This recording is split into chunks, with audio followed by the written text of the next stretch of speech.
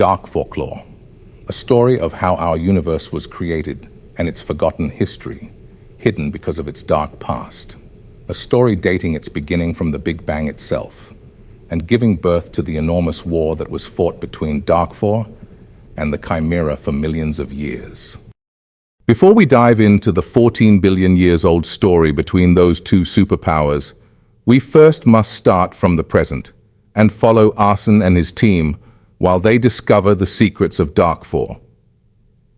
It is the year 2017, and we are going far away from civilization into the Pacific Ocean, deep into the Mariana Trench, where a boy is being pulled down into the abyss by huge black monsters with spikes all over their body. He is slowly drowning, and the monsters pull him into the darkness. On the surface, there is a bizarre-looking submarine with its glass rooftop opened, and there are 6 people there. Alia, Ivor, Vokil, Kiri, but 2 of them are in a very bad condition. One of them is Delia. She is breathing heavily, but she looks like she is going to make it. But the person laying next to her is Durman, and his pulse is fading. He is dying. Alia is trying to heal Durman with her superpowers, but they are not helping. Their enemy, a skilled army general called Umor, that is from another planet, has injected the Darkfor back in his body, and his body can't fight it, and it is dying. Ivor realizes how bad the situation is, and that his best friend is leaving this world. He starts screaming and begging Alia to do something, but she can't. She blames herself because she can't save him anymore, and she feels useless. She starts crying, and that indicates to Ivor that he pushed her too hard, and he apologizes, trying to calm her down by saying that they can take him to a hospital. Suddenly, they are interrupted by enormous waves created by a bright light beam, shooting towards the sky from underneath the water. The whole place is shaking. Some insane power is creating all of this. They all look frightened and curious. After a few seconds, everything calms down like nothing happened. They are confused, not knowing what is going on. But suddenly a dark humanoid figure appears near the surface of the water. It starts going from below to above the water. Ivor looks closer, and then it can be seen that this is the boy that was being pulled down earlier, Arsene. He was emitting the white beam from earlier. He swims like a dolphin and jumps right to the submarine. Ivor's eyes get wet. He is so happy to see his other friend. They all thought he was dead. After all, he sacrificed himself for them. They all wonder how he managed to survive.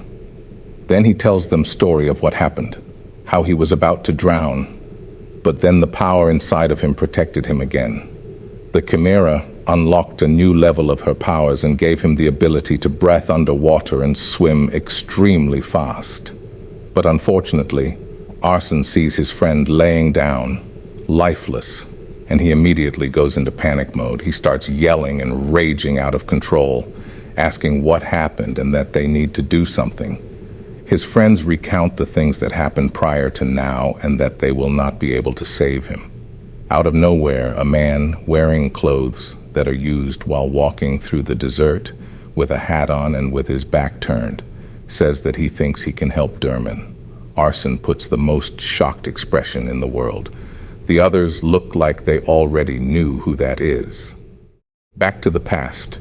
We are in the year 2015, 15th of July. Inside Arsene's house, Arsene is packing his gloves and boxing boots in his backpack, while his mother is cooking something in the kitchen. Then Arso goes to the back door and goes into the garage, where his father is struggling to fix a weird machine. He screws something over and smoke comes out into the whole place. Arsene came so he can ask his dad the big question. He believes that this is the time his father will come to his training.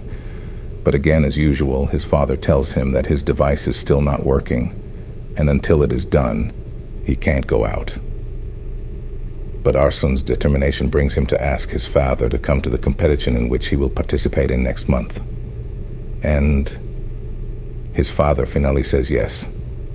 Arsene then leaves saying bye to his parents. But the face on Daryl's face, Arsene's father, says everything. He probably won't come again. jumping to the other side of the city to the balcony of Ivor's apartment, where Goraz, his father, is making barbecue. Ivor goes and sits next to him. Goraz notices Ivor's sad face and asks him what happened, and that if he got his ass whooped, he needs to train harder. But Ivor disagrees and tells him how his girlfriend broke up with him because of him not paying attention to her and spending no time with her. His father gives him a speech of how he needs to learn to deal with that, because there probably will be more instances of people dumping him, and that he needs to develop thick skin in order to deal with life's problems. Then he tells him to get ready because they have to pick arson for training. Moving back to their school, Durman is just coming out of the school, looking around, searching for something. He stayed late because he had a coding competition, and now his dad has came to pick him up. Durman is super excited. He tells his father and big brother how he was the best at the competition and how easy it is for him. But his father, Harriet, wants to humble him down and tells them to learn to take both victory and defeat in a humble way because he is a human and he too can make a mistake. Durman is acting cocky and doesn't want to hear it, but his brother Vareen tells him how acting cocky is just wanting the world to put you on your ass, to remind you that nothing is permanent. Durman takes the lesson in his own way and moves forward. Later that same day, all three of them are in the boxing gym, warming up and getting ready for training, some hitting the heavy bag, while others doing some shadow box. Goraz is giving the details to the upcoming competition and how the ones that will compete will be trained by him. The others will be trained in a separate group by his colleague. Ivor is standing in the corner, clearly looking sad. Arson and Durman go to him to see what is going on. They ask him and he explains how because his father is cutting any slack on him, his girlfriend broke up with him. Durman and Arson are expressing their sadness for their friend, but Arson inserts that now he will have more time to train, at least. Arson and Durman are super motivated, and they scream at the group to get them in line, so the MMA team can go with Arso, and the others will be trained with Durman and Ivor. Then all of them go for a run. In the next episode, you will learn a part of Darkfor's history and how planet Kelpar and planet Earth are connected. See you next time. For more from Darkforklore's story, please subscribe.